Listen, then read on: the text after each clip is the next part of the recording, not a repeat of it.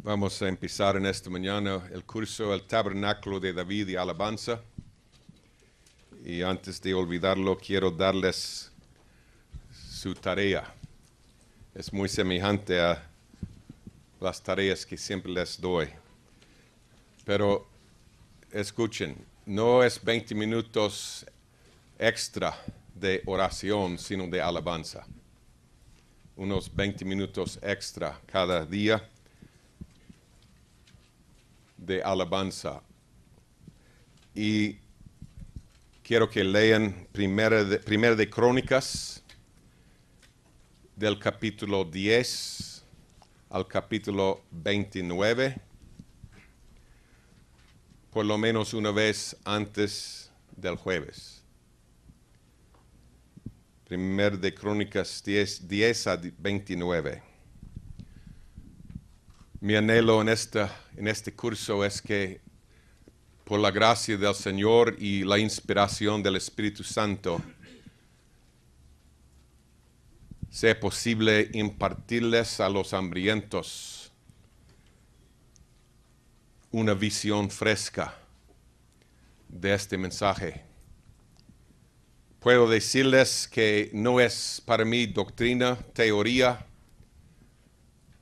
solo conocimiento mental, sino que es una realidad, es algo que mi esposa y yo y nuestra familia y muchos otros han vivido por décadas. Y yo sé que es una experiencia que ha cambiado nuestra vida. Puedo decirles que esta verdad o estas verdades, el tabernáculo de David, con la excepción del Evangelio en sí, estas verdades han cambiado mi vida y la vida de muchas personas más que cualquier otra verdad. Estas verdades pueden hacer lo mismo en ti, hermano, hermana, si las haces parte de tu vida y no solo parte de tu conocimiento mental. Hemos visto, Bárbara, sin saber que yo iba a mencionar esto, esta misma mañana me contó cómo es sorprendente ver cómo algunos salen de este curso transformados y que nunca más se olviden de este mensaje en su vida. Y otros lo escuchan y nunca más lo practican. Qué trágico. Qué trágico. Por lo menos durante esta semana queremos practicarlo un poco más. Amén. Hablando de alabanza, adoración, quiero aclararles algo. En ningún momento creo yo que Hebrón tenga el patrón celestial en su plenitud. Yo no creo que Hebrón tenga el patrón, todos los detalles del patrón para la alabanza que le agrada al Señor. Estoy convencido de que si tuviéramos el patrón celestial en todos los detalles y toda la gloria, que tendríamos una manifestación gloriosa de los cielos en medio de nosotros y habría un avivamiento glorioso. Es obvio. Entonces, en ningún momento creemos que ya hemos alcanzado la meta y ya tenemos la gloria de su camino en cuanto a la alabanza. Pero quiero decirles que sí tenemos tres cosas.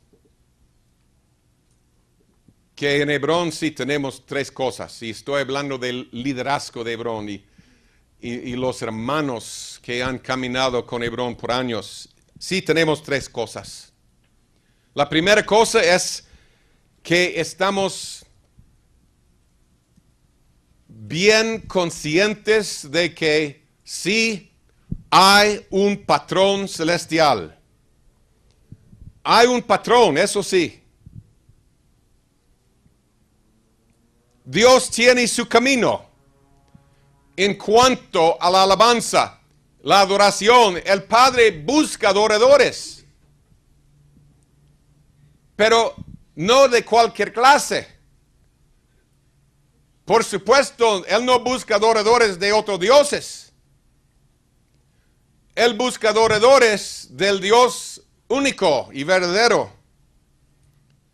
Pero no de cualquier, que no ofrezcan, no adoradores que ofrezcan su adoración de cualquier forma, de cualquier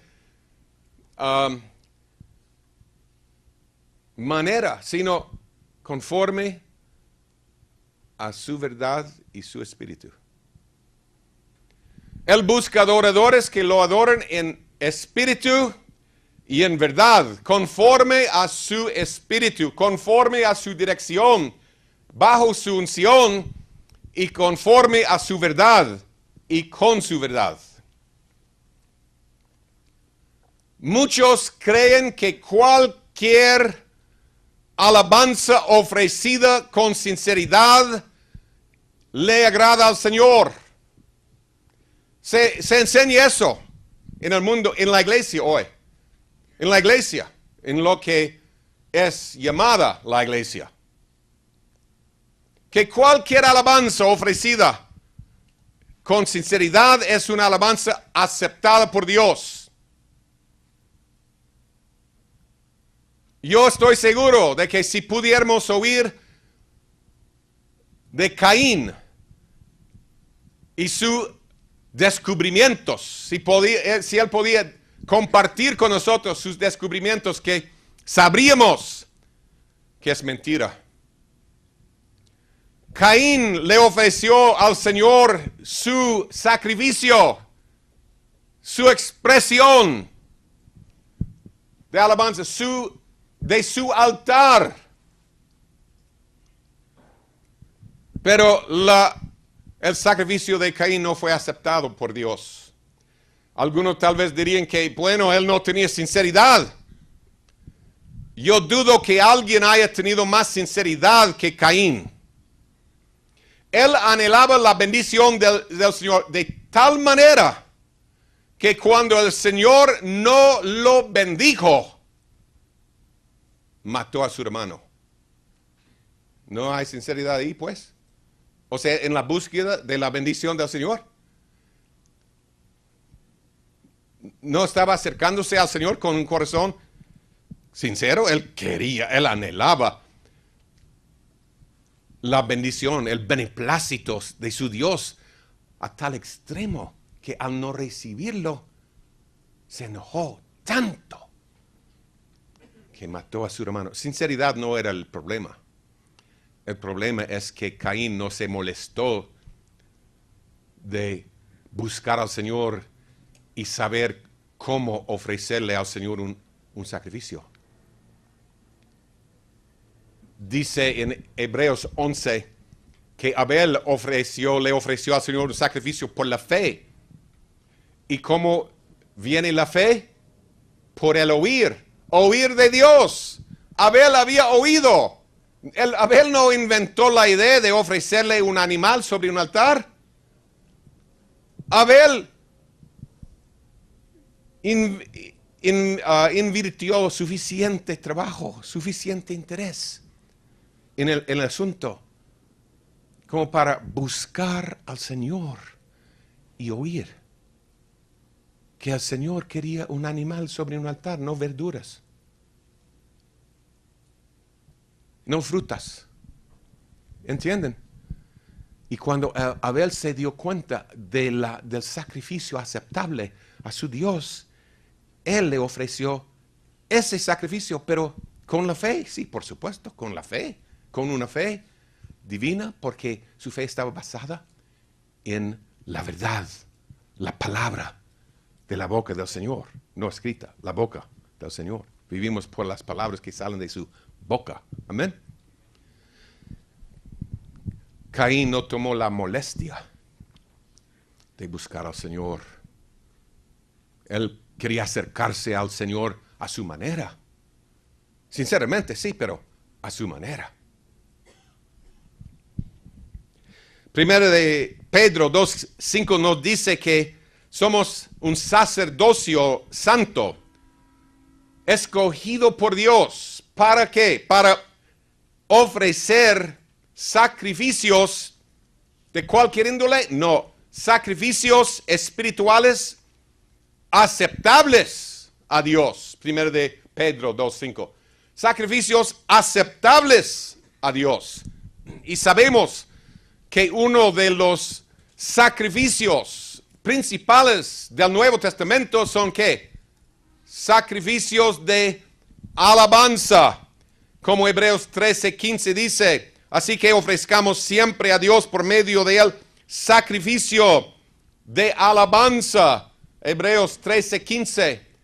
O sea, uno de los sacrificios principales del Nuevo Testamento es el sacrificio de alabanza. Pero tiene que ser una alabanza, o sea, sacrificio, aceptable, ¿sí o no? A nuestro Dios. Como Caín descubrió, hay sacrificios no aceptables. Ahora, quiero enfatizar esto. Dios no hace excepción de personas. No es porque Caín no le agradaba al Señor como Abel, que Abel era su hijito favorito y que Dios quería mostrarle a Abel parcialidad. No. Dios no hace excepción de personas. Cualquier hombre que se acerca al Señor, escogiendo el camino del Señor, Cristo Jesús, y escuchando y obedeciendo, es una persona que va a recibir la bendición del Señor. ¿Entendemos eso? ¿Estamos seguros de eso? La puerta está abierta a todos. El Señor mismo lo dice, Él no miente. Amén. El problema no es cuestión de parcialidad, aceptación de personas. No, tiene que ver con hacerlo a su manera y no a la manera de nosotros. Amén. Ahora, la primera cosa que sí tenemos en Hebrón es esa conciencia, que sí, definitivamente, hay un patrón celestial para nuestra alabanza. Tenemos que buscarla y encontrarla y ofrecer la alabanza conforme a su manera y su patrón. ¿Lo captamos o no? Y lo veremos en el transcurso de este curso con más detalle. La segunda cosa que tenemos en Hebrón es un deseo y una disposición de cambiar cualquier cosa equivocada en nuestra alabanza y agregar cualquier cosa celestial que nos haga falta. Queremos ministrarle al Señor conforme a su patrón y estamos dispuestos a ser instruidos. Señor, ayúdanos a oír y a obedecer y seguir tu patrón a pesar del oprobio, sin pensar en la opinión de hombres. Sí, queremos hacer cualquier ajuste necesario en nuestra alabanza. Y la tercera cosa que sí tenemos en Hebrón es que sí tenemos una herencia espiritual. Tenemos una herencia espiritual. No inventamos nuestra doctrina y nuestra forma de alabarle. No hemos inventado el camino. No es unas ideas, no son algunas ideas nuevas, inventadas por Marvin Byers o por otros líderes de Hebrón. No tiene nada que ver con eso. Tenemos una herencia espiritual. Hemos heredado de nuestros padres espirituales la vida, el camino, el entendimiento. Algunos piensan que el Dios de genealogías dejó de existir cuando terminó el tiempo del Antiguo Testamento. Pero el Dios de genealogías del Antiguo Testamento es el mismo Dios del Nuevo. Él no cambia. Una de las últimas aseveraciones del Señor mismo al terminar el Antiguo Testamento. En Malaquías 3:6, Él dice, yo soy Jehová. Yo, Jehová, no cambio. Él no cambia para aquellos que piensen que el Dios del Nuevo, que iba a empezar a revelarse en 2 páginas más, Mateo 1, que Él cambió. Él no cambia. Y es obvio que es el Dios de genealogías en el Antiguo Testamento, y no es una casualidad de que Él empiece el Nuevo Testamento con una, ¿qué? Lo primero, una genealogía. Y como en el Antiguo Testamento, los padres les daban a sus hijos una herencia. Amén. Lo mismo sucede hoy. Recibimos una herencia. La diferencia principal hoy es que en el Antiguo Testamento, para conservar la pureza del linaje de David, Israel tenía que guardar las genealogías literales, naturales. ¿Entienden? Hasta que Cristo vino. Pero ahora lo que le importa al Señor son las genealogías espirituales. ¿Quiénes son nuestros padres espirituales? Eso sí, es importantísimo.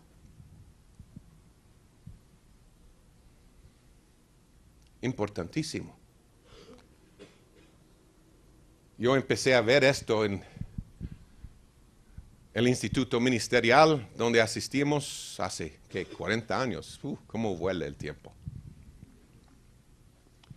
Empezamos a ver eso, que los padres espirituales son sumamente importantes porque de ellos recibimos una herencia. Y en eso una mujer que trabajaba no con David Wilkerson, sino a la par y en la misma ciudad, y ella tenía más o menos la misma clase de ministerio, llegó al instituto para compartir con nosotros en un tiempo. Y algo que dijo me impactó y confirmó lo que el Señor estaba mostrándonos. Ella dijo, uno en cuestión de minutos hablando con alguien sabrá quiénes son sus padres espirituales. Por el espíritu que llevan, sus actitudes, sus ideas, sus conceptos, su forma de andar, de hablar. Uno empieza a darse cuenta, tal vez no los nombres, pero el trasfondo. O sea, qué movimiento, digamos, en la iglesia engendró a esa persona. Y es cierto. Es cierto. Hace poco mi esposa estaba hablando con una mujer desconocida, completamente desconocida. En cuestión de 2 minutos, literalmente o menos, la mujer casi solo retirándose la mano del apretón, le preguntó, ¿y ustedes guardan el día sábado o el día domingo? Ya era evidente quiénes son sus padres espirituales.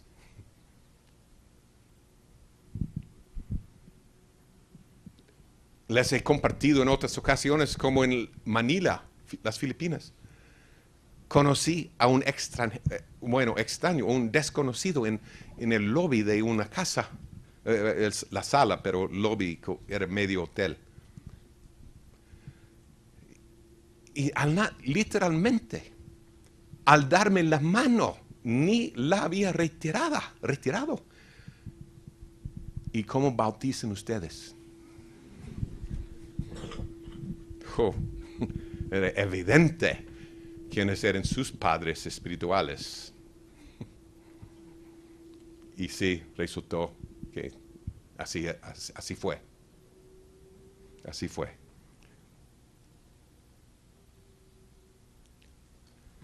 yo estoy consciente de mi genealogía espiritual. O sea, no es algo etéreo, es algo que conozco bien. Sé de dónde vinieron mis padres y de dónde vinieron los abuelos espirituales y de dónde vinieron los bisabuelos espirituales. ¿En qué río estamos? Es un río que los santos del Señor han conocido y en el cual han fluido por siglos. No es algún invento nuevo. Puedo garantizárselo. Con la ayuda del hermano José Ordóñez estamos traduciendo una serie de libros de 6 volúmenes escritos en inglés, publicados en inglés por unos gringos que tuvimos el privilegio de conocer y ellos mismos nos dieron la autorización de publicar los 6 en español. Estamos trabajando con ellos en eso.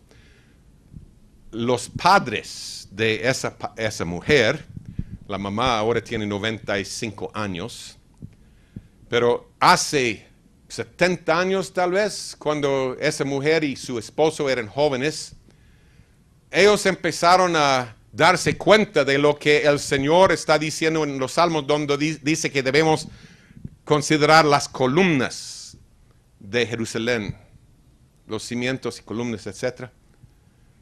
Y ellos sentían el llamamiento del Señor de investigar y compilar las biografías de los hombres y mujeres más destacados de fe durante los últimos siglos.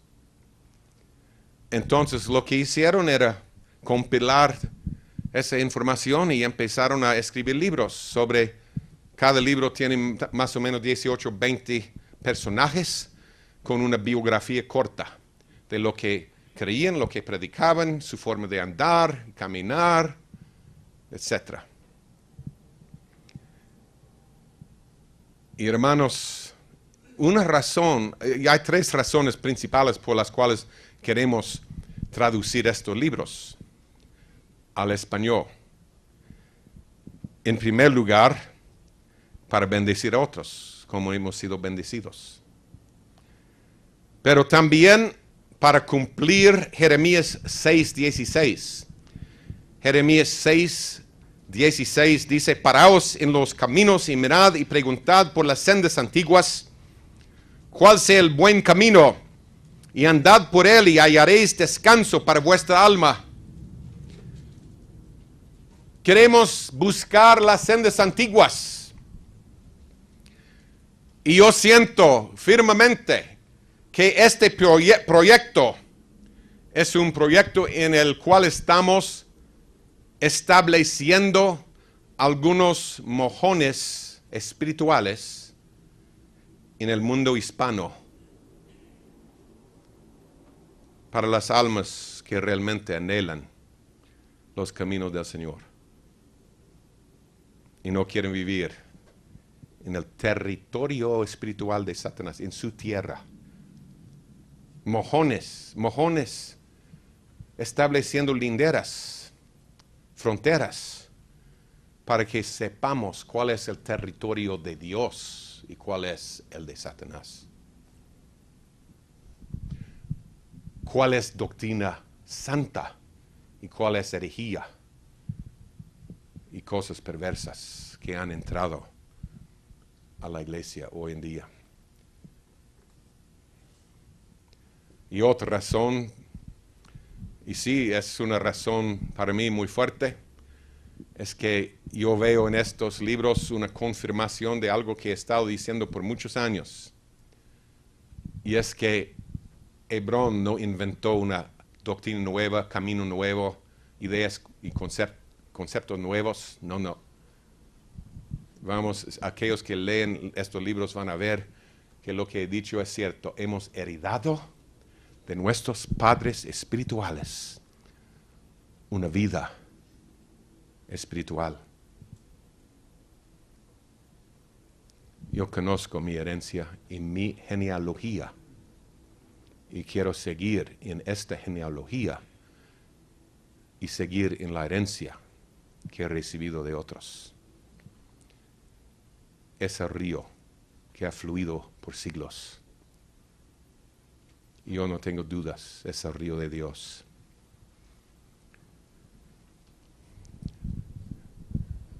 Hermanos, el fin de este camino, lo vemos en la Biblia con claridad, será la visitación más gloriosa de toda la historia humana.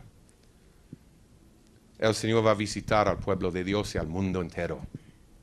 Joel 2, 23 a 28 lo dice, hablando de la gloria de Dios que será revelada en el tiempo del fin. Y Hechos, capítulo 2, 16 a 21, confirma que esa visitación de Joel sucederá en los postreros días, en el tiempo del fin, cuando el sol se oscurecerá, etc. La luna se convertirá en sangre, y fuego y humo y juicios estarán cayendo. Esa visitación viene en el tiempo del fin. Oh, Señor, permite que participemos en ella.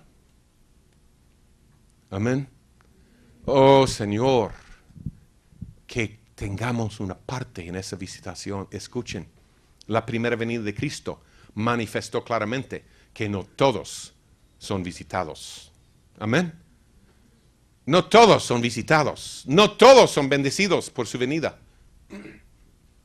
Ni todos aquellos que pertenecen a su casa, a su familia, Israel. Se calcula, según la historia judeo-cristiana, se calcula que como 10% de los judíos en el tiempo de la primera venida entraron al Evangelio. O sea, 10% de la nación santa escogida. Solo 10. Oh Señor, que seamos encontrados entre ese 10%. Señor, no nos pases de alto, no pases de largo de nosotros. Yo quiero darles solo 2 claves básicas para ser incluidos en la visitación que viene. Hay muchas claves, por supuesto, en la Biblia, pero creo que estas son las 2 principales. Primero, la pura misericordia de Dios, sin lugar a dudas, es la clave principal de toda la vida. Cuando llegamos a Guatemala hace casi 30 años, el Señor me dijo, estoy buscando a líderes para su visitación, era el concepto, el contexto.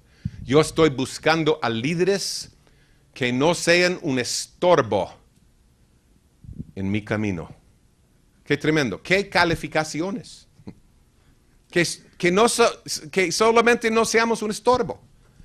No tenemos que ser algo importante. No tenemos que ser gente elocuente. No tenemos que ser gente súper lista, educada. No tenemos que hacer nada de eso porque no somos la fuente.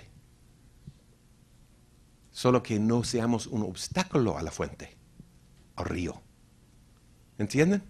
Es lo que Él busca. Vasos que no sean un obstáculo para el fluir de Dios. Su obra gloriosa. Y Él me habló de varias cosas, pero principalmente es cuestión de tener líderes que entienden 1 de Samuel 2:8, el levanta del muladar al limosnero. Que no solo lo sepa el líder, sino que lo viva. En lo íntimo de su corazón, que él sea consciente de que Dios levanta del muladar al limosnero, aquel que no sirve para nada. Aquel que es pobre. ¿Pobre qué? ¿En qué sentido? En espíritu. Una persona necesitada. No un gran líder, no alguien con renombre, sino una persona necesitada, pobre y humilde, manso, que no depende de sus propias habilidades, que no confíe en su manera de hacer las cosas. Alguien que puede decir con todo el corazón, yo por mí mismo, por mi propia cuenta, no puedo lograr nada, como Cristo dijo. Cristo mismo.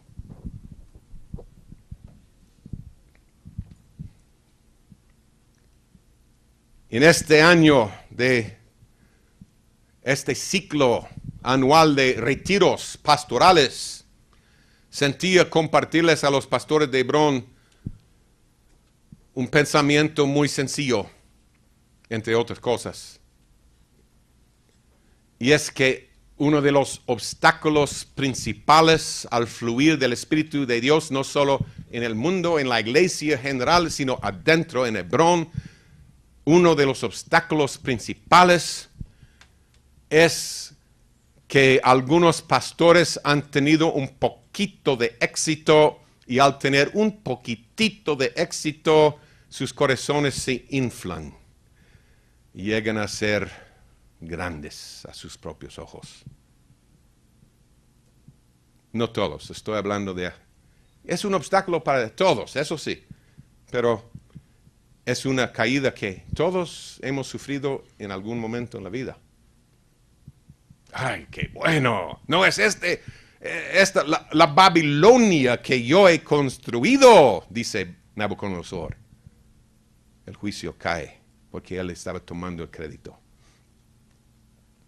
No es el fruto de mi ministerio. Allí termina la bendición hasta que haya arrepentimiento. Fíjate, tomé esta iglesia con 6 familias y ahora tengo 150 personas. Mi ministerio es exitoso. No habrá más fluir hasta que haya arrepentimiento. Una humillación. Es un obstáculo enorme. Gente sale del instituto, no solo de cualquier instituto, y sale, o se van y empiezan a ministrar y un poquito de éxito viene y se inflan. Es el corazón humano. Es el engaño del orgullo. Eso obstaculiza el río de Dios. Nos quita su bendición. Señor, libértanos. La humildad viene a los mansos, a los humildes. Amén. Gracia viene al humilde. Dios resiste al orgulloso. La lección más importante de todo el viaje de Israel, un viaje que es súper enfatizado en la Biblia. Pablo dice, como ustedes saben, algunos dicen que es mi verso favorito. Pablo dice que ese viaje es figura para nosotros en el fin. Ese viaje va a repetirse. Ese viaje y la historia de Israel en el Antiguo Testamento son una clave para entender el Nuevo Testamento. Y de todo el viaje y de todas las lecciones que Moisés aprendió de Dios y escribió en el libro, este mensaje era lo más importante. Es el mensaje que Pablo repite en Romanos 9, 15 y 16. Pues a Moisés dice, tendré misericordia del que yo tenga misericordia, y me compadeceré del que yo me compadezca. Así que no depende del que quiere. ¿Quieres? ¿Quieres? Querer no es suficiente. Ni del que corre, ¿estás corriendo? Es bueno, pero no es suficiente. Sino de Dios que tiene misericordia. Algunos dicen, entonces no hay por qué querer ni correr. No. No es así. Hay que correr y hay que querer. Tenemos que esforzarnos. Como les he dicho en otras ocasiones, nuestra diligencia nunca podrá meternos en su reino. Eso sí, nuestra diligencia nunca podrá meternos en su reino, pero nuestra falta de diligencia definitivamente va a obstaculizarnos y mantenernos fuera. ¿Entienden? No debemos confiar en nuestra diligencia, pero tampoco debemos tirar la toalla y decir, no, no tengo que ser diligente. No tengo que querer ni correr. No depende de nuestra diligencia, depende de la misericordia de Dios, pero sí tenemos que correr y querer. Amén. Para que Él tenga misericordia de nosotros. Y hay obviamente varias claves para recibir misericordia. Lo hemos estudiado en otras clases. La clave número 1 es la humildad. Otra es el misericordioso recibirá misericordia.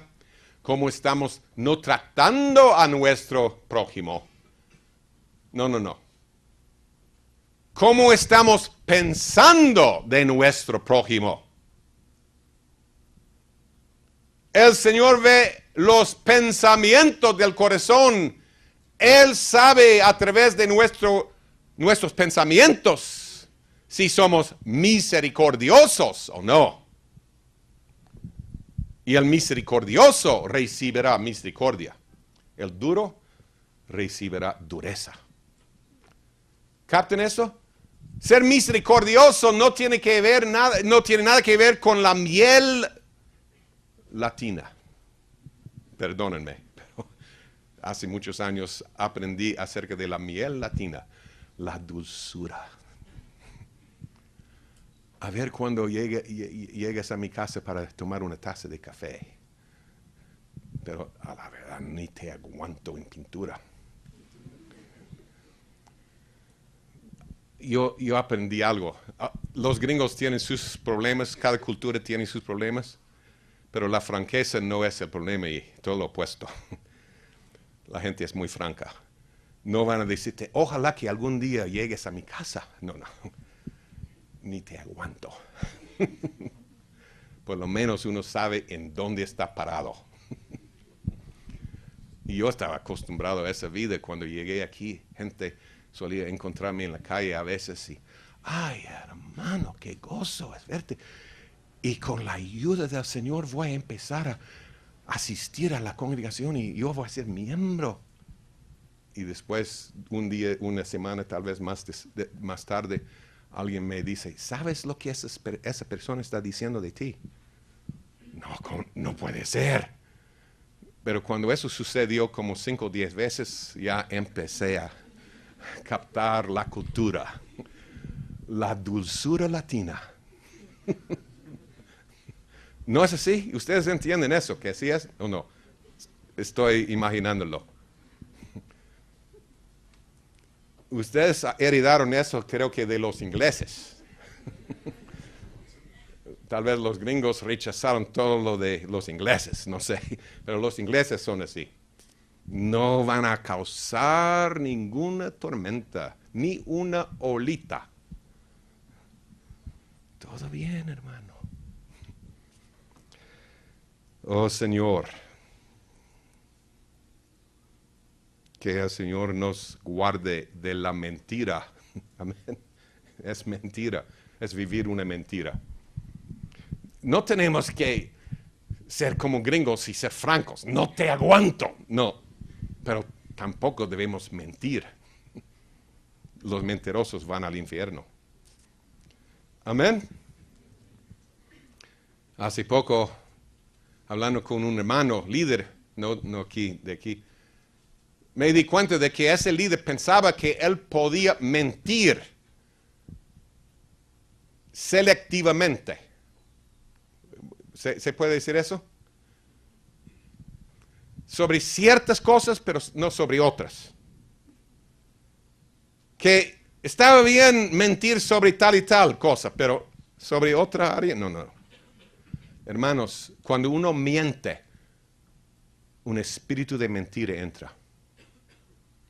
Y es cuestión de tiempo hasta que esa persona ni se dará cuenta si está diciendo la verdad o mentira, un invento o la verdad. Es lo que sucede, es lo que sucedió con ese hombre. Él mentía constantemente sin saberlo, pensaba que solo mentía sobre esta área, pero él no decía la verdad casi nunca. Y salió a luz. Qué tremendo. Señor, ayúdanos. Pero la clave de lo que estoy diciéndoles es que el misericordioso es una persona misericordiosa en su corazón, en sus pensamientos, adentro donde el Señor vive. Él escucha lo que tú eres y dices y piensas. Amén. Y Él quiere que seamos misericordiosos hasta la médula del ser humano, pensando bien de otros.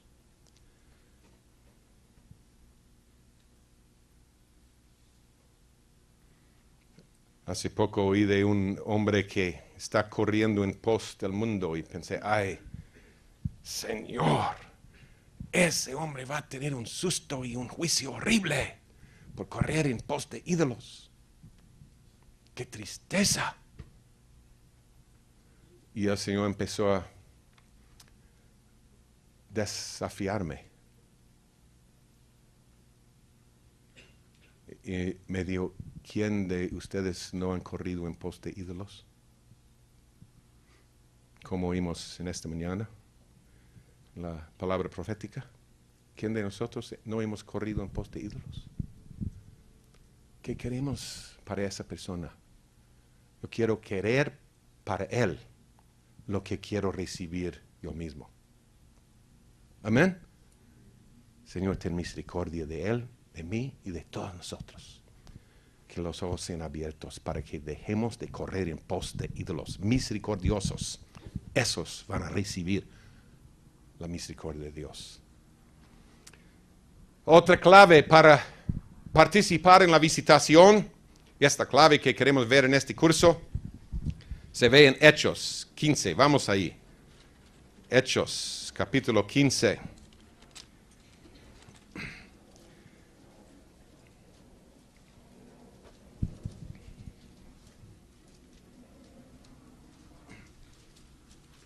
(15 a 18). Aquí Jacobo está hablando, un apóstol, y dice, hablando de la situación, lo que la iglesia estaba viviendo en esa época, su experiencia en esa época, dice, con esto concuerdan las palabras de los profetas, como está escrito, después de esto volveré y reedificaré el tabernáculo de David que está caído, y repararé sus ruinas, y lo volveré a levantar para que el resto de los hombres busque al Señor, y todos los gentiles sobre los cuales es invocado mi nombre, dice el Señor, que hace conocer todo esto desde tiempos antiguos. Fíjense, el Señor está diciéndonos aquí que si el tabernáculo de David es reedificado, que el resultado será que todos los gentiles sobre los cuales es invocado su nombre, o sea, como hemos aprendido, todas las ovejas perdidas de la casa del Señor, como Cornelio y los miles de gentiles de esa época, ellos van a buscar al Señor. Hablando de visitación, hablando de avivamiento. ¡Qué tremendo! El Señor nos da aquí la clave para tener avivamiento y cosechar. Es reedificar el tabernáculo de David. Amén. Ahora, algunos dicen que yo, como persona, como ministro, he sacado a un hombre del Antiguo Testamento y que lo he hecho, David, que lo he hecho ser parte del Nuevo Testamento. Perdónenme, hermanos, pero no soy culpable de haberlo hecho. Nunca. Es el Espíritu Santo quien es culpable de haberlo hecho. ¿Entienden? Aquí lo vemos. Es solo cuestión entonces de aprender lo que es el tabernáculo de David y cómo reconstruirlo y hacerlo. Es cuestión de reconstruirlo. Y habrá avivamiento en nuestra vida. ¿Lo vemos o no? ¿Sí o no? Que Jacobo está diciendo, esto lo que estamos viviendo es el cumplimiento de la palabra del Señor. Que Él va a reconstruir el tabernáculo de David. O sea, la iglesia verdadera, la iglesia del Señor, que tiene el tabernáculo de David reconstruido en medio de ella, va a tener visitación y va a ser la causa, la fuente que motivará a los gentiles a que busquen al Señor. ¿Sí o no? ¿Estamos leyendo lo malo o qué? ¿Están de acuerdo? Es lo que está diciendo, ¿no? Que si ese tabernáculo es reconstruido en medio de nosotros, todos los gentiles, por supuesto, en nuestra área, alrededor de nosotros, tal vez no vamos a alcanzar a todo el mundo, pero vamos a alcanzar nuestro mundo. Van a buscar al Señor. Y si la iglesia universal tenga el tabernáculo de David reconstruido adentro, todo el mundo será tocado y confrontado con la realidad de su presencia. Amén.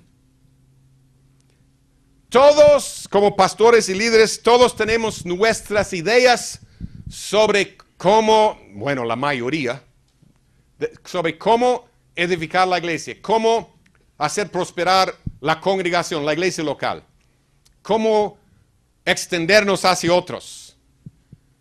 Hay 1001 planes, conceptos, formas de evangelizar y de ser fructíferos y de edificar la casa del Señor, la iglesia.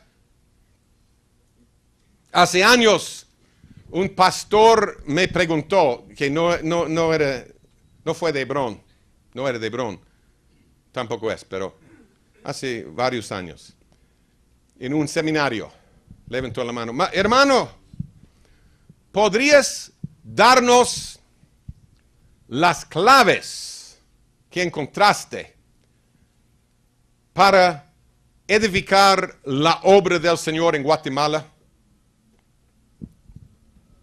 ¿Podrías darnos los secretos para edificar la casa del Señor?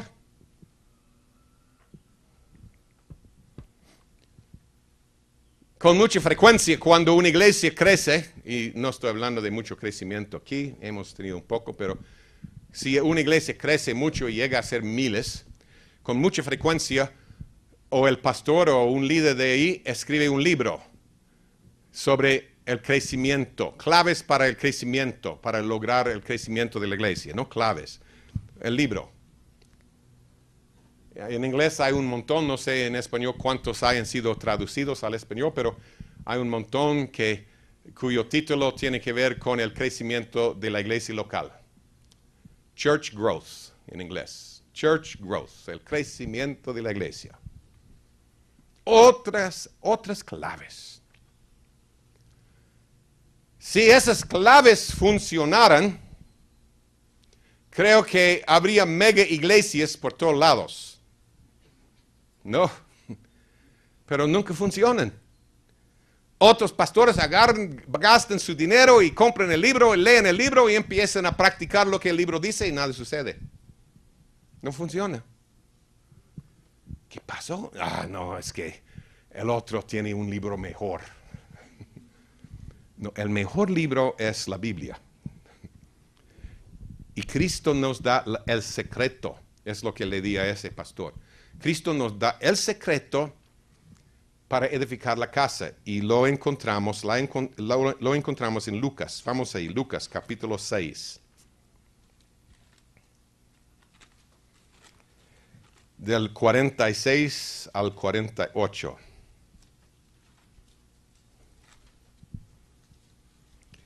¿Por qué me llamáis Señor, Señor, y no hacéis lo que yo digo?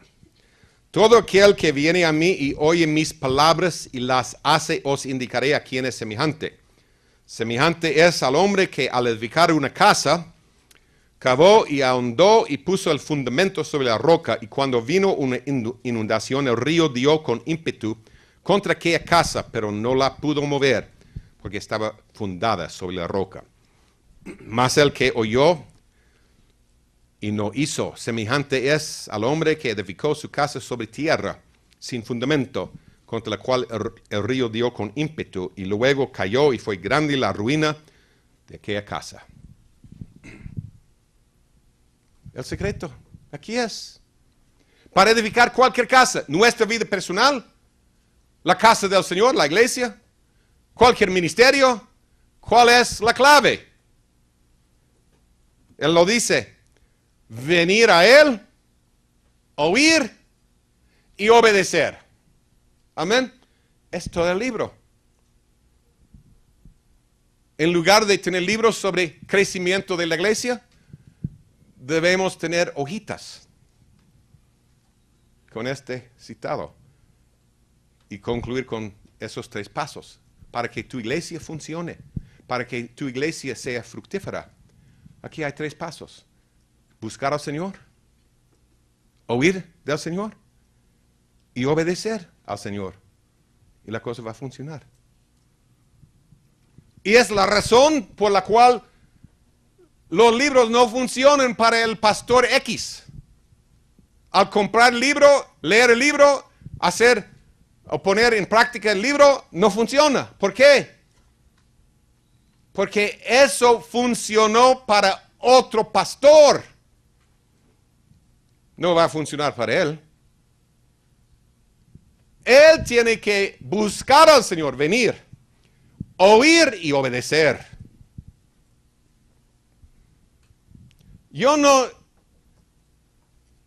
A mí no me importa si el mismo Dr. Cho de Corea fuera a Atenas. Puedo asegurarles que él no va a tener una iglesia grande. Bueno, en el tiempo de Pablo, digamos. Amén. En Atenas, Pablo predicó el mismo mensaje con la misma unción, pero unos pocos creyeron. Después se fue a Corinto, ¿sí? Y el Señor le dijo, aquí tengo mucha gente. Y la obra prosperó. Pablo fue guiado por el Espíritu, no por la necesidad, no por algún libro sobre el crecimiento de la iglesia, no por algún libro sobre cómo evangelizar. Él fue guiado por el Espíritu. Él buscaba al Señor, oía y obedecía. Y así funcionaba y así prosperaba la obra del Señor a través de Pablo. Amén. Lo mismo, o sea, estamos hablando de la visitación, avivamiento, cosecha, cómo tener éxito. Aquí en Hechos vemos que es la reedificación del tabernáculo de David en nuestras vidas. Pero necesitamos buscar al Señor y ver de su palabra cómo podemos lograr reedificar su tabernáculo a su manera. Porque el Señor va a recibir, y sí tiene mucho que ver, veremos que tiene mucho que ver con nuestra adoración, alabanza y oración. El Señor va a recibir nuestra alabanza si se la ofrecemos en espíritu y en verdad conforme a su palabra. Un líder muy conocido en los Estados Unidos, uno de los líderes máximos de la iglesia, la denominación pentecostal más grande, les enseñó a unos pastores. Y un pastor amigo nuestro estaba ahí, esto no es rumor, me lo contó. Y él dijo, pastores, al entrar a una ciudad nueva para iniciar una iglesia, solo necesitan 2 claves. Él redujo el mensaje a 2 claves. Yo digo que Cristo dice 3. ¿Cuáles son las claves según Cristo? Venir, oír y obedecer. Este hermano redujo, si se puede llamarlo hermano, no sé, solo el Señor sabe. Él redujo el mensaje a 2 claves. Les digo, pastores, cuando lleguen a una ciudad nueva para fundar una iglesia, solo tienen que hacer 2 cosas para tener éxito y una iglesia grande. Primero, al entrar a la ciudad tienes que averiguar, y estoy traduciendo literalmente del inglés, no, ojalá que capten la idea, dijo él, tienen que averiguar quién es el baterista más caliente de la ciudad. ¿Capten eso más o menos? ¿Más caliente? Muy experto, ¿no? El mejor baterista de la ciudad. Y hay que contratarlo. Y la segunda clave es, tienes que averiguar quién es el guitarrista más caliente de la ciudad y hay que contratarlo. Y van a tener éxito. Y está funcionando para ellos hasta el día de hoy. Es la idea de ellos por todo el mundo. A tal extremo que yo soy testigo. Hace unos pocos años, esto sucedió antes de lo que voy a contarles. Hace unos pocos años estábamos con una familia que es parte de la familia, o sea, parientes. Y por un fin de semana, y en eso el esposo le preguntó a Bárbara si íbamos a ir con ellos a la iglesia. Y Bárbara le dijo, si tienen la música rock, preferiríamos quedarnos en casa. Ay, no, ¿cómo vas a pensar que nosotros asistiríamos a una iglesia donde hay música rock? Bueno, está bien, vamos pues. Y estamos ahí un poco temprano y estamos sentados y cuando llegó el momento, y no estábamos mirando el reloj, estábamos ahí platicando con todos, con ellos y otros en esa área. De repente hubo un solo del baterista, pero con un volumen que se nos pararon los pelos. ¿En serio? ¿Qué pasó? Un solo del baterista con un volumen insoportable, estridente. Y de ahí en adelante iba para abajo. Y saben que ese baterista tenía que salir en un momento dado, cabal en el momento, para ir a otra iglesia. Era el baterista caliente de la ciudad. No tenía que ser cristiano. Solo baterista de primera categoría.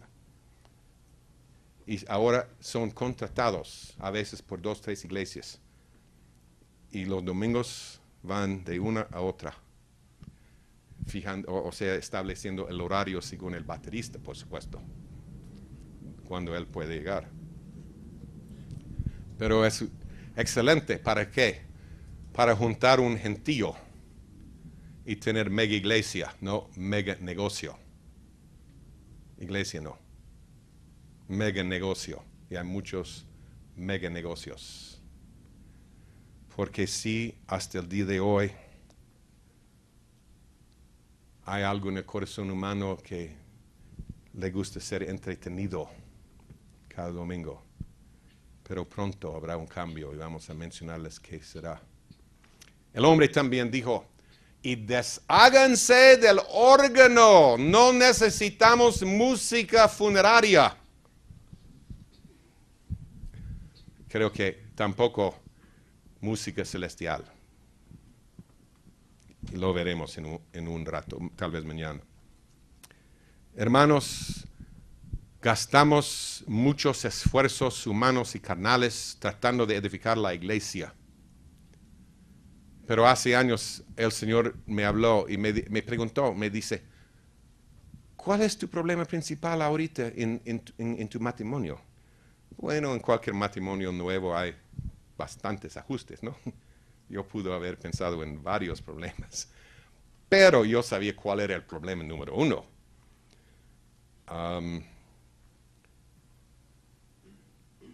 Ya teníamos un niñito y resultó que la segunda ya estaba en camino y yo no tenía empleo. Y Señor, ¿cómo voy a sostener a tantos hijos? Y si me has bendecido con una mujer fructífera, como dices en tu palabra. Pero, ¿qué voy a hacer, Señor? Es mi problema principal ahorita en mi matrimonio. ¿Y por qué es un problema? Tú sabes, Señor, cuando hay un amor genuino entre hombre y mujer, el fruto de ese amor son niños. Qué lindo, ¿no? Que niños son el fruto, o debieran ser el fruto de amor genuino. Y él me dijo, es exactamente lo mismo en mi reino. Lo natural es sombra de lo espiritual, ¿no? Exactamente lo mismo. Si tú entras en una relación íntima de amor conmigo, vas a tener más hijos de lo que podrás cuidar. Los hijos nacen automáticamente también en la esfera espiritual cuando hay amor íntimo con Cristo Jesús. Porque la gente es atraída a esa intimidad con Él. La gente se da cuenta de la vida del Señor que está siendo depositada en nosotros como su esposa. La gente se da cuenta. No hace mucho un pastor de Hebrón en otro país estaba sentado en un restaurante con su esposa y 3 niños, 3 hijos. Y al casi terminar de comer, una mujer se les acercó y les preguntó, ¿ustedes son cristianos? Sí. ¿Y ustedes enseñan a sus hijos en casa? Sí. La mujer dijo, me di cuenta, yo soy judía, pero viendo la familia de ustedes, me da ganas de tener esa clase de familia. Yo he notado que hay algo diferente acerca de en la vida de los niños enseñados en casa. Hasta en su cara se nota la diferencia. Una judía inconversa, pero atraída ¿a qué? La vida del Señor que veía en esa familia. Si desarrollamos una relación íntima de amor con Cristo, la gente tendrá celos y niños van a nacer en el reino de Dios. Amén.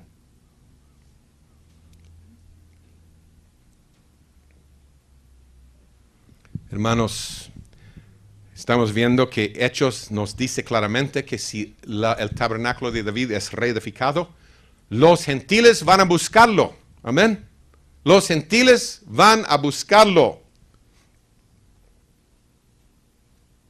Y veremos que una parte clave que David encontró en el tabernáculo celestial verdadero de Dios, el tabernáculo que el Señor quiere para su morada, una parte clave es la alabanza. Y este estudio se trata principalmente de la clave del tabernáculo de David, cómo reedificarlo, cómo reconstruirlo. Y quiero animarles a los pastores de Hebrón, a aquellos que van a ser pastores o ministros. Quiero decirles algo, y yo sé que es del Señor. El Señor me habló esto hace años. Escuchen, hermanos pastores o pastores futuros.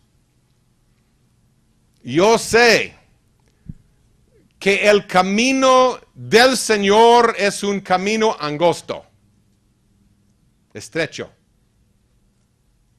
Pocos lo encuentran, Cristo mismo lo dice, amén. Las multitudes no lo encuentran. Y si nosotros escogemos el camino del Señor, es probable que habrá mucha esterilidad en nuestro ministerio. Tal vez no tendremos una iglesia grande, pero puedo garantizarles algo. Si nosotros somos fieles en preparar una morada para la presencia del Señor, fielmente, a pesar del costo.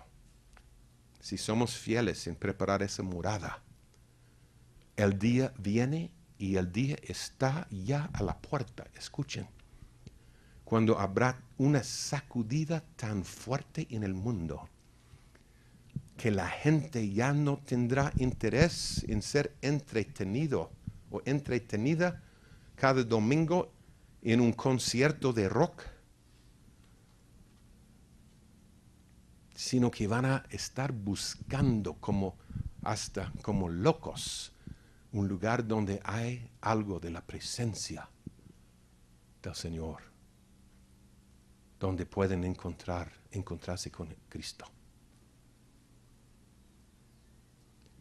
Pastores, aquellos que han estado pescando conforme al patrón bíblico, aquellos que han estado edificando la morada del Señor, escuchen, pronto sus barcos estarán hundiéndose como los barcos de Pedro y Juan por la cantidad de peces.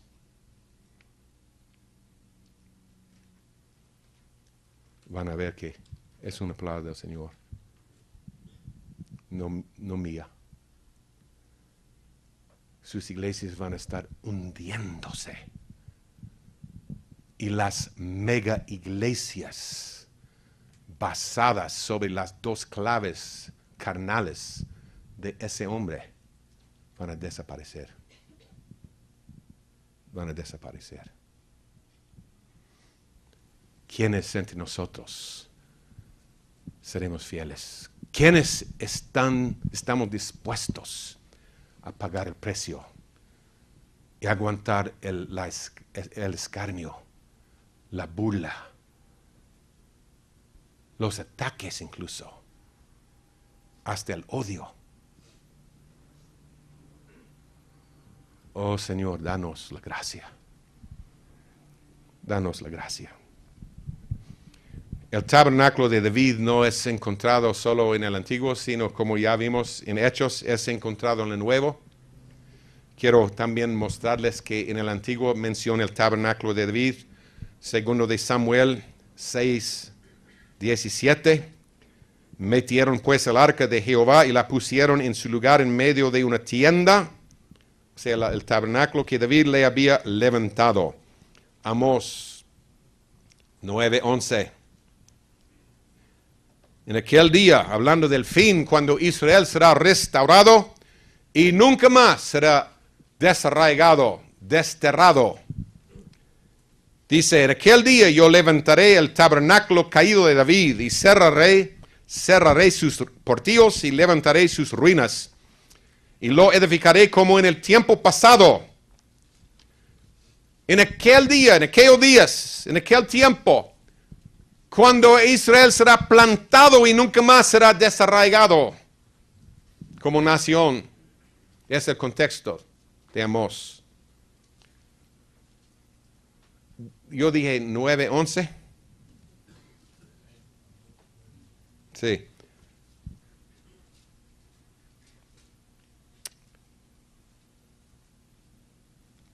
Creo que la fe de algunos cristianos van a ser sacudida pronto, porque muchos cristianos citan ese pasaje y dicen que Israel nunca más va a caer, que Israel nunca más va a perder su tierra.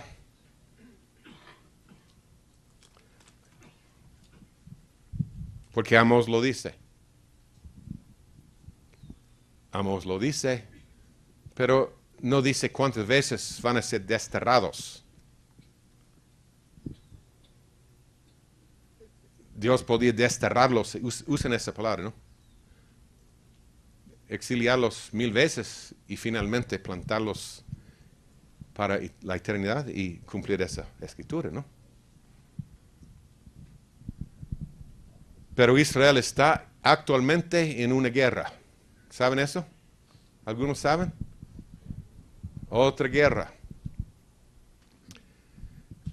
Los Estados Unidos está en una guerra en Irak, Afganistán.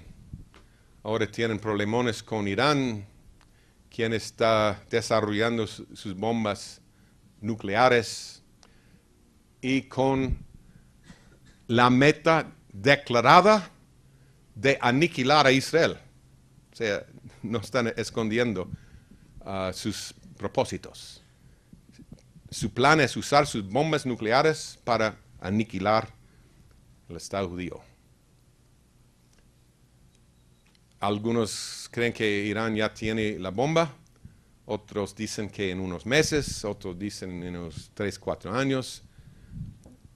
Yo personalmente, debido a lo fácil que es conseguir la bomba, yo no tengo dudas de que ya la tengan.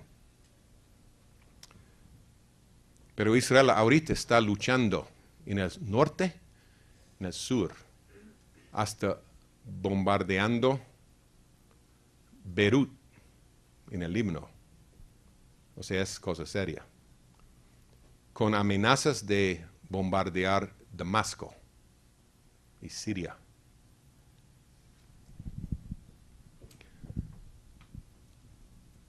Irán ha dicho que Israel acaba de declarar abiertamente la guerra con todo Islam. Yo personalmente oí con mis oídos 2 de los políticos más conocidos en los Estados Unidos, y no es el presidente Bush, pero 2 súper conocidos.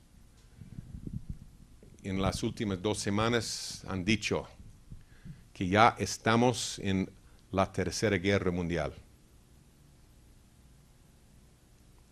Gente que sabe de lo que está sucediendo.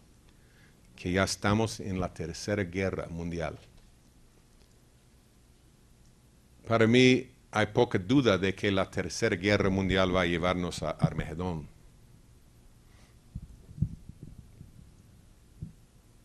El día está cerca. La destrucción del pueblo de Israel está a la mano. Sí, van a ser destruidos otra vez.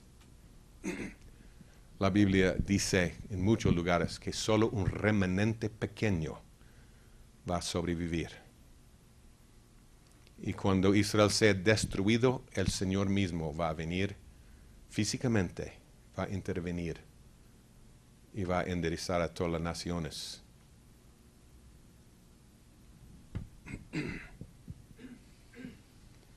Y establecer su reino en Israel con ese remanente pequeño y todos los santos de todos los tiempos que han calificado para reinar con él. Oh Señor, ten a bien incluirnos.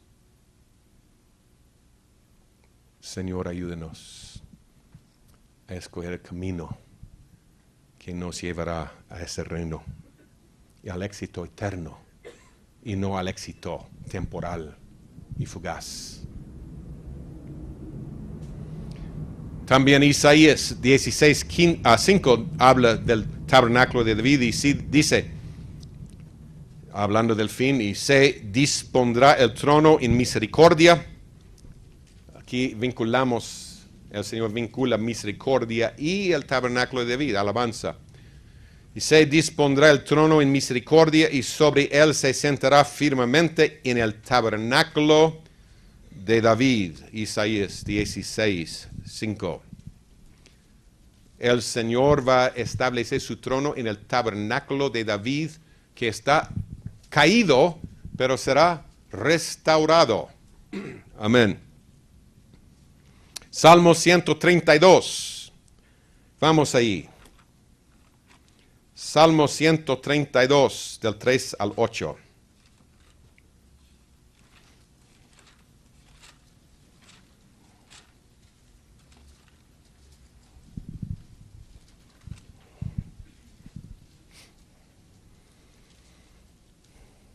Bueno, empecemos a leer en el primer verso.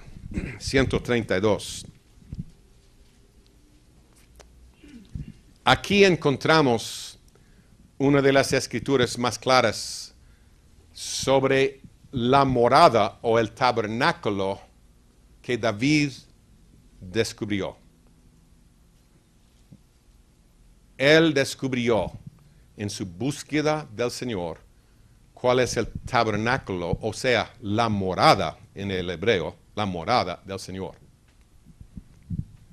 Acuérdate, oh Jehová, de David, y de toda su aflicción, de cómo juró a Jehová y prometió al fuerte de Jacob.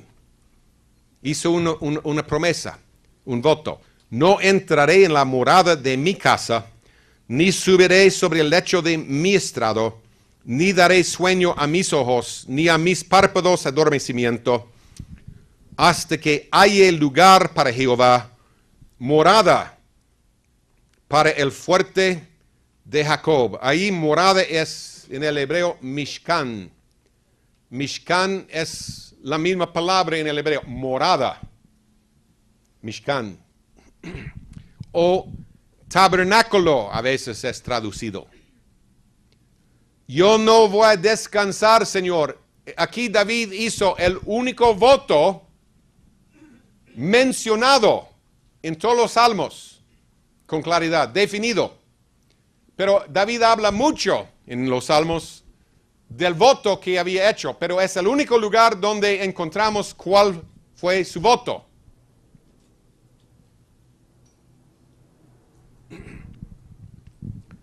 Dice, yo no voy a disfrutar mi morada, ni descansar en mi morada, hasta que yo haya preparado una morada para el fuerte de Jacob.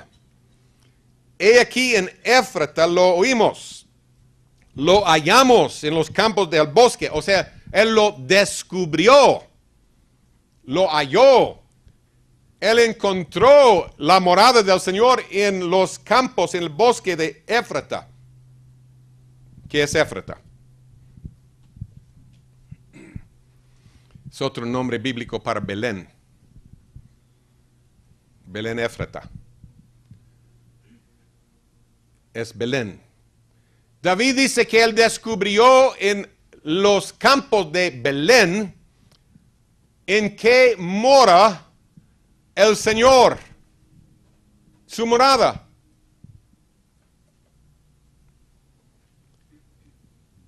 Por si acaso no hemos captado la idea, porque sí, la historia nos muestra lo sobresaliente de la vida de David en los campos de Belén, ¿sí o no?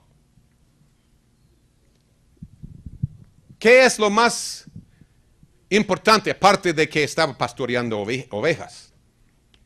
¿Qué más sabemos acerca de David en Belén? La característica sobresaliente de David en Belén, además de pastorear. ¿Recuerdan lo que él tenía en Belén, en los campos? Lo que se llevaba consigo. Un arpa. Es interesante, un arpa. No sabemos cómo David consiguió un arpa, ni por qué. Tal vez alguien le dio un regalito de cumpleaños.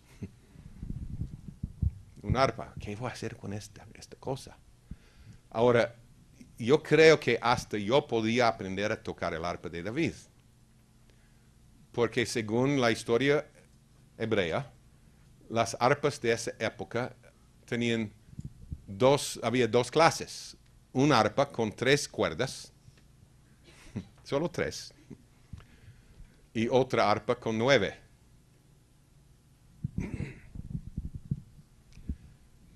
Pero no creo que es algo fuera de lugar usar una imaginación santificada para leer entre los renglones en la Biblia, ¿no?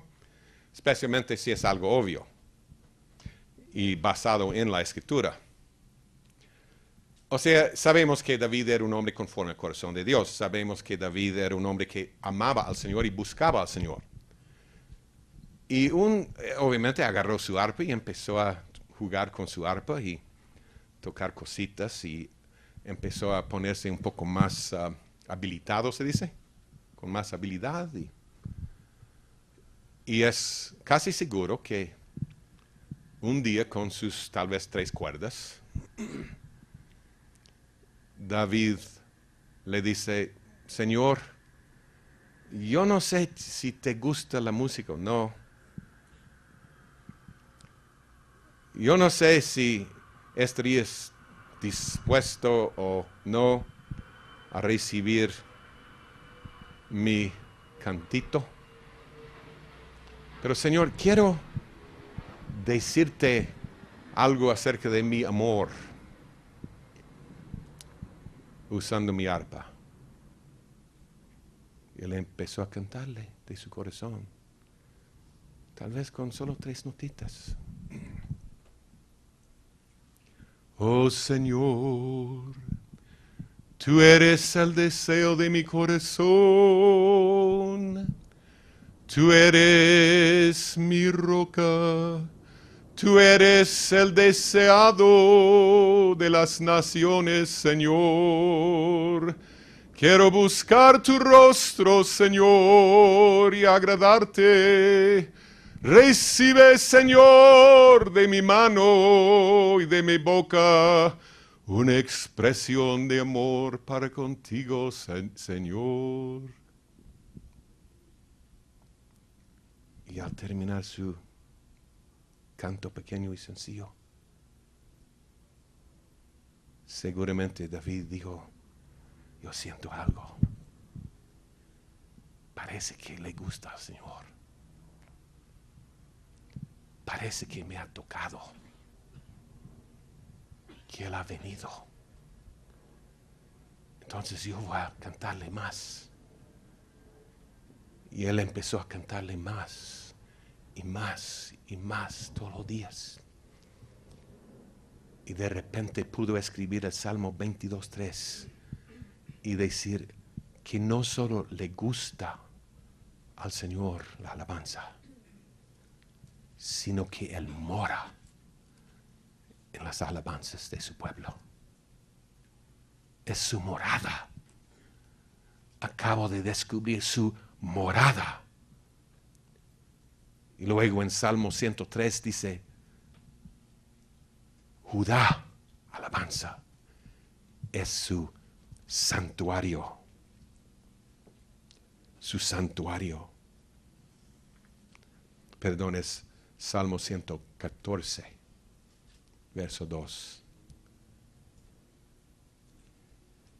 En caso de que no entendemos lo que Él estaba diciéndonos en el Salmo 132, y por si acaso alguien dice, no hermano, pero estás usando mucha imaginación,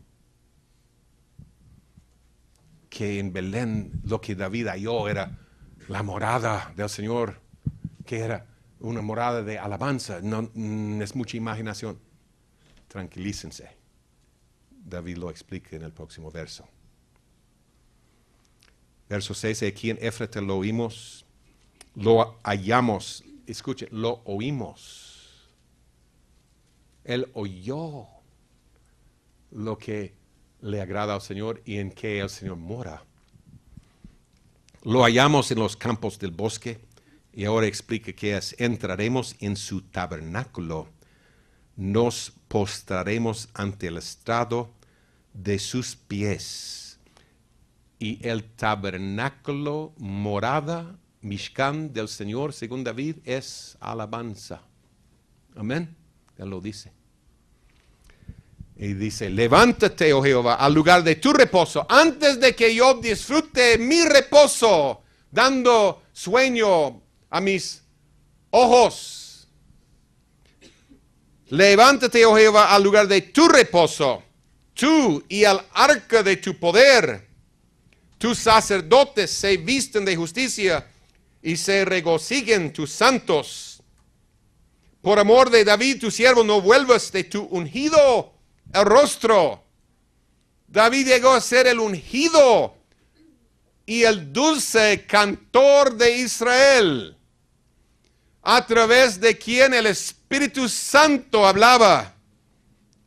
Dice él en 2 de Samuel 23, 1 y 2. El dulce cantor de Israel, ungido por el Señor, y tan ungido que él podía salir de los campos de Belén y meterse delante de Saúl y tocar su arpa y ministrarle al Señor, y hasta los demonios se iban corriendo cuando él lo hacía, ¿no? Porque él traía y atraía la presencia del Señor, en la cual los demonios no pueden estar. Qué lindo es el camino del Señor. Oh, qué importante es reedificar ese tabernáculo en nuestras vidas. Vamos a ver que lejos de basar esto en la imaginación, hay muchas escrituras que nos muestran lo que es la morada del Señor.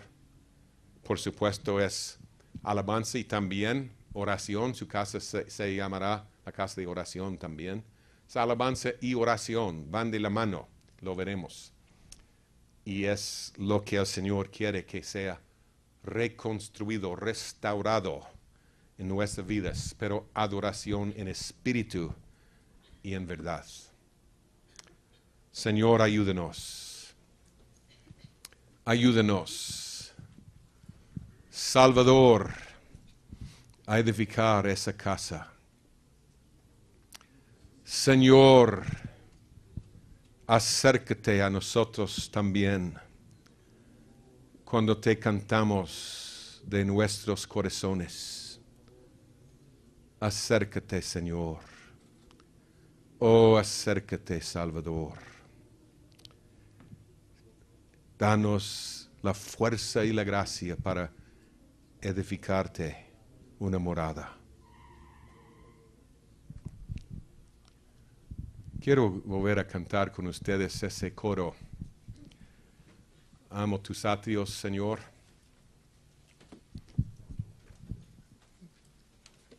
Si alguien podría. Gracias, hermano.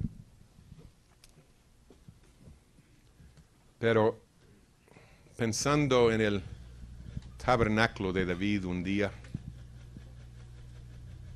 ministrando delante del Señor,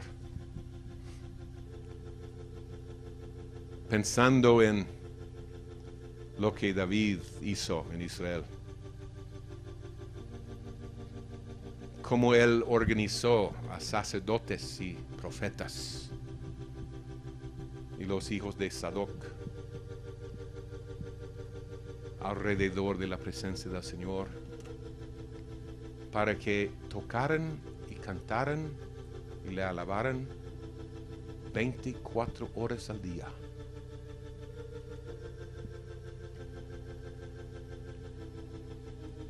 Y pensando en el corazón del Señor, como Él dice, volveré a edificar el tabernáculo de David.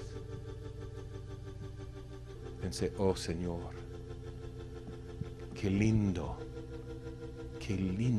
debería haber sido estar entre esa compañía en el tiempo de David, un hombre conforme a tu corazón. Qué preciosa ese ambiente y esa adoración en espíritu y en verdad. Con razón, Señor, tu corazón expresa tu gran anhelo de reedificarlo, porque tú tienes hambre y sed hasta el día de hoy de esa gente, ese grupo y todos que quieren juntarse con ellos. Pensé, ay, qué trágico que eso no sucede hoy. Y en eso el Señor abrió mis ojos. Yo vi que David, sus profetas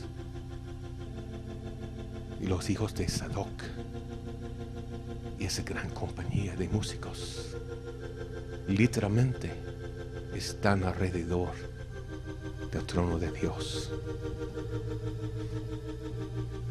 Dios no tiene falta de esa adoración de David. Él transportó a todos a su presencia. Pero sucede tener eso entre nosotros. Y el Señor me mostró algo. Hijo, tú puedes juntarte ahorita con esa compañía. Tú puedes entrar en los lugares celestiales y juntar tu voz con mi siervo David y con los hijos de Sadoc y ofrecerme sacrificios agradables en espíritu y en verdad. Oh, Señor, ayúdame. Ayúdame a hacerlo constantemente. Ayúdame a acercarme a tu trono, a tus atrios, a ese lugar donde está David y los hijos de Sadoc y los profetas, Asaf y esos grandes músicos y cantantes. Podemos juntarnos con ellos hoy. Pónganse de pie y cantemos al Señor.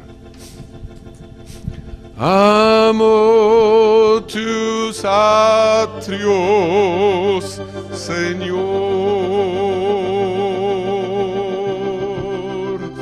Amo tus atrios, Señor.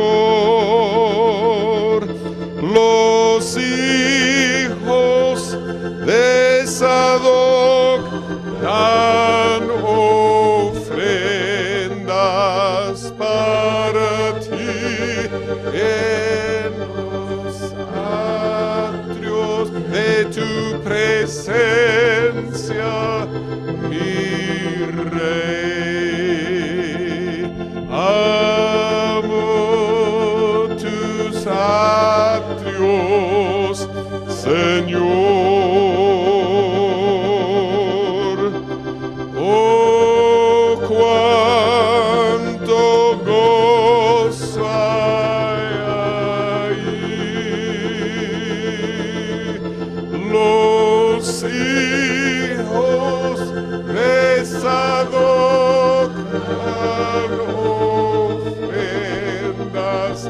Para ti en los atrios de tu presencia, hoy mi Rey. Los hijos de Sadoc dan ofrendas para ti en los atrios de tu presencia, mi Rey. Y nosotros también, Señor. Nosotros también, Señor.